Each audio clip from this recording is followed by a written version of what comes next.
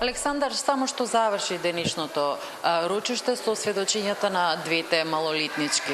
Она што беше особено денеска специфично интересно се соочија двајца роднини како сведок на обвинителството и како обвинет полициски службеник. А неговата втора братучетка на обвинетиот полициски службеник сведочеше практично дека тој трагичната вечер не и помогнал. Малолетната Мелиса била во диското со нејзините другарки. Кога излегла и одвај спасила жива глава, веќе била повредена и горела косата и прстите и биле изгорени. На скалите таа сведочеше дека била во лежачка положба и не можела да стане. Забележала вода на 1 метар од неа и тогаш го видела и нејзиниот братовчет, обвинетиот полициски службеник. Побарала помош од него, но како што рече, не ја добила. Цитирам: "Во тој момент го видов Мазлум додека се обидував да си го земам телефонот и он ми се обрати и ми рече дека не може да си го земам телефонот, ама јас сепак го земав бидејќи на некој начин сакав да побарам помош. На метар или два од мене веќе имаше пожар на полицајци пакет со вода. Јас му побарав на Мазлум да ми даде едно шише со вода.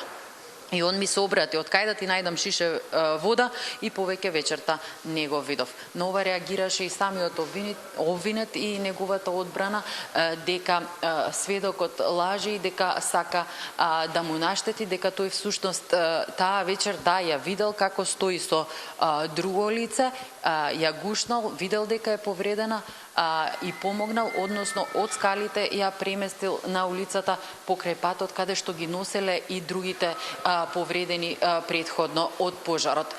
Тука предлагам да ја слушнеме изјавата на неговиот адвокат Зоран Зафировски.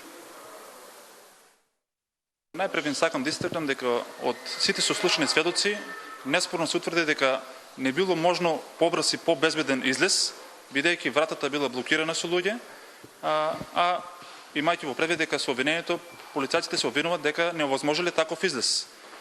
Во однос на денешното сведочење, роднина сведок на обвинетиот Мазлум посочи некои негови забелешки во однос на постапувањето, но сметаме дека во целост беше дискредитирана од страна на одбраната. Напротив, се докажа дека истиот има директно помогнато на тоа лице, со тоа што заедно со друго лице ја има однесено до паркингот, односно до патот, каде што била качена со возило, пошто веднаш има звонето на незините родители, ги има известено дека се наоѓа вон животна опасност и да се упатат во болницата за да бидат со неа. Сметаме дека овие лица, резултатот на сведочењето е нарушените меѓусебни семејни односи. Во однос на кривичната пријава сметаме дека нема потреба да се поднесува од причина што судот доби впечаток дека обвинетиот Мазлум ја кажува вистината, истиот, а во однос на тоа има и повеќе докази кои ги доставивме од наша страна. Првата малолетничка пак што сведочеше кажа дека односно препозна еден од обвинетите полицајки, односно женско лице кое што во моментот на трагичната вечер не било униформирана. Малолетничката кога ја напуштила дискотеката без повреди, тргнала накај главниот пат и тука во близина имало некој дрво и тогаш го забележало полициското лице кое што не било униформирано. Го препознала подосна од слики кога и биле дадени во Кочанскиот суд кога давала исказ за случајот. Таа спомена дека видела и уште едно полициско лице кое стоело пред дискотеката само со папка во рацете. Не го видела дека воопшто им помага на повредените посетители на дискотеката.